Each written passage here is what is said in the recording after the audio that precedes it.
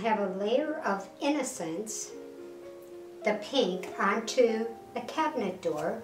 I took my stencil that I wanted and using texture medium and a palette knife, I applied the medium over the stencil, lifted it up, and now I have raised stenciling.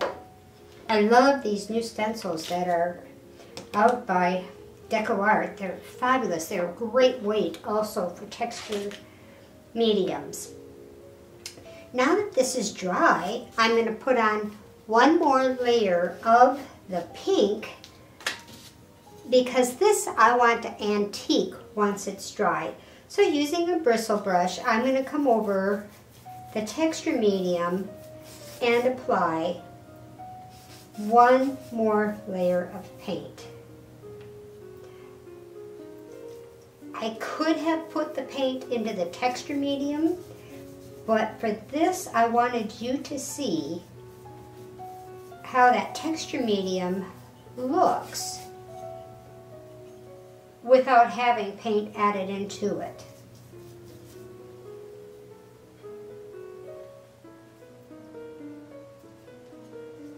I want a nice, this brush is shedding pretty good. It's probably one that I've abused quite a bit. Let's see, I need to get up under there too.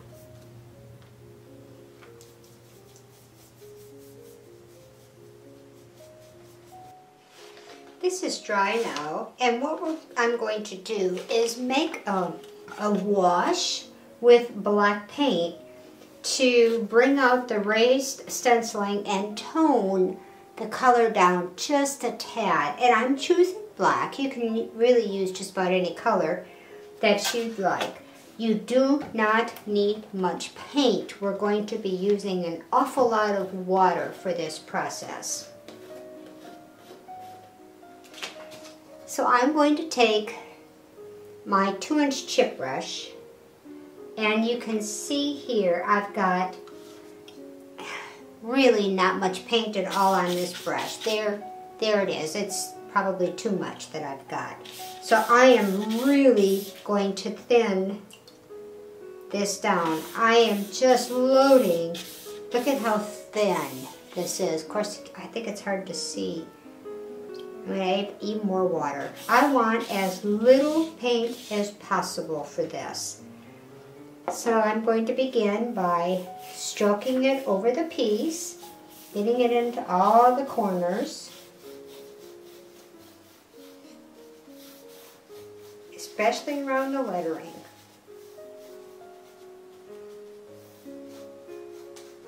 Because that's what I want to bring forward. Again, there's lots of water, as you can see now, that is on this brush. I'm going to take a baby wipe, and now I'm going to wipe it back.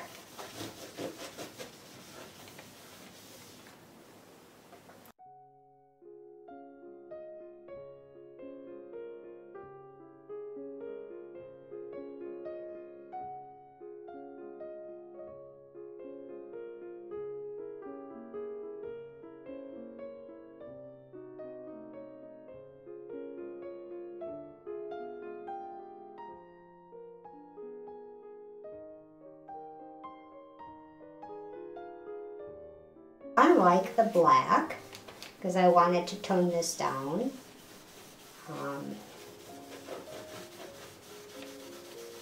Still got a little bit too heavy there, so I'm going to apply just a bit more pressure on my with this here. There we go.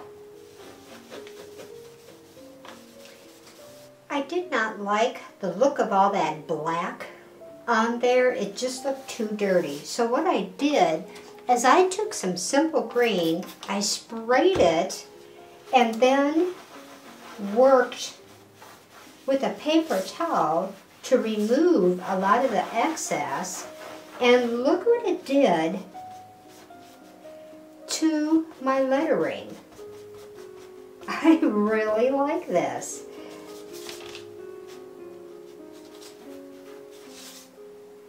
So to me, I absolutely love this look. Let me pull in so you can see it.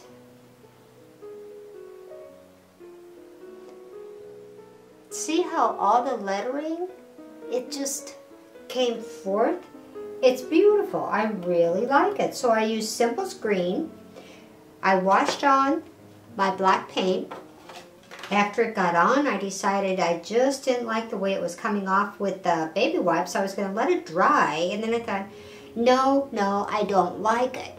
So I took the Simple Green, which is a all-purpose cleaner that you can get in the automotive department, and sprayed it, took a paper towel and wiped it back, and I absolutely love the result I got off of my raised stenciling from this.